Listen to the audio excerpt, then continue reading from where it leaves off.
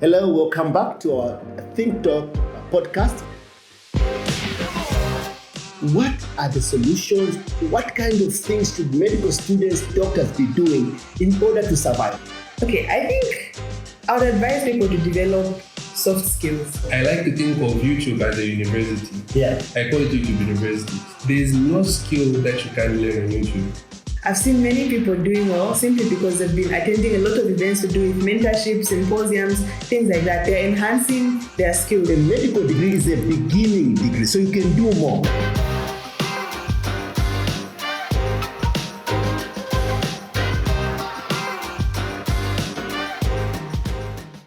Hello, welcome back to our Think Talk podcast with Professor Mutale, Wilbroad here.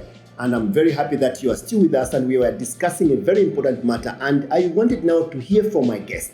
What are the solutions? What kind of things should medical students, doctors be doing in order to survive? Because obviously they were hoping to get jobs. Some of them are still hoping to get those, but you may not find those jobs. So what can you do? What skills should they need? And they should advise us from their perspective. Welcome back, guys. Thank you. All right, so I'm sure you remember the topic we're talking about, this medical thing, and you guys have explained very well where you are starting from and some of the challenges.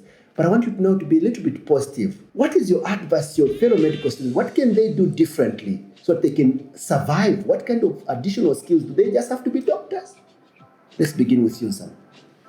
Okay, I think I would advise people to develop soft skills.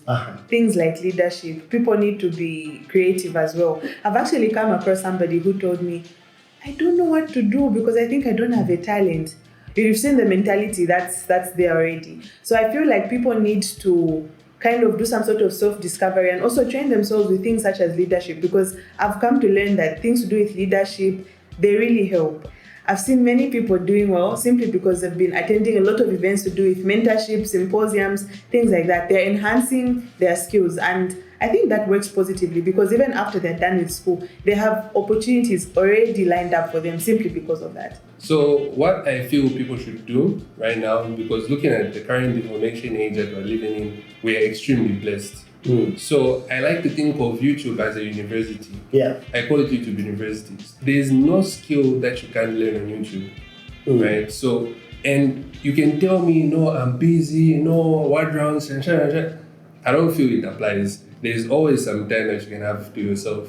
So if you just have a PC, you can easily look up graphic design, easily look up video design.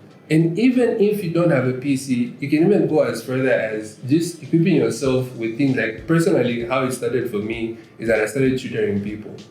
I started tutoring people just using my phone, and I'll just create a small PowerPoint, explain just a few concepts here and there, maybe get a few questions, just put them there, explain to people, have them pay you, and then just save.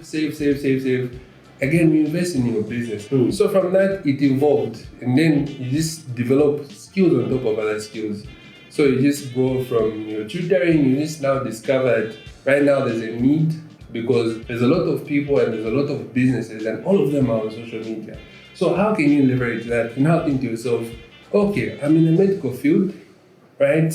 I know that whatever I need to learn, if it is marketing, it's on social media, if it's how to come up with the captions on social media, go watch those videos and then go to this company. Tell them, okay, I know these things, okay, and initially you don't have to pay me if you want. Let me show you how good I am. Excellent. And then opportunities open just like that.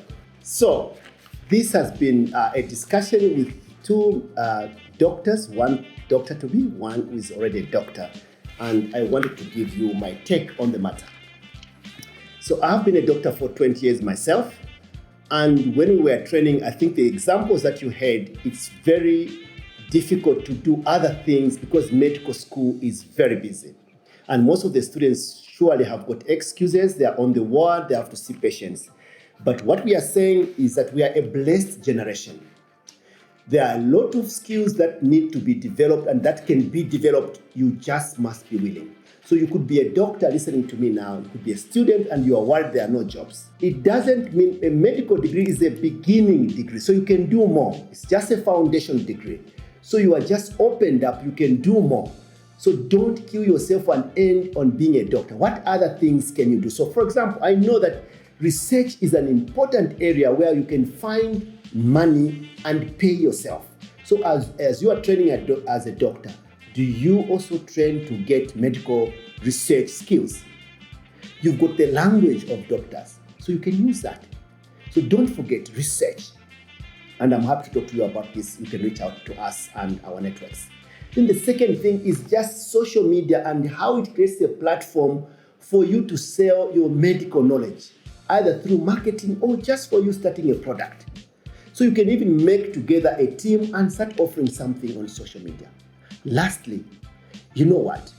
Who said that doctors can't mine? This is a rich, rich country with gold, copper in the grounds. If you came together, put up a proposal with other doctors and other colleagues, you can make your own hospital, you can make your own mines. So don't be narrow-minded. Until next time, Professor Wilbroad. Bye for now.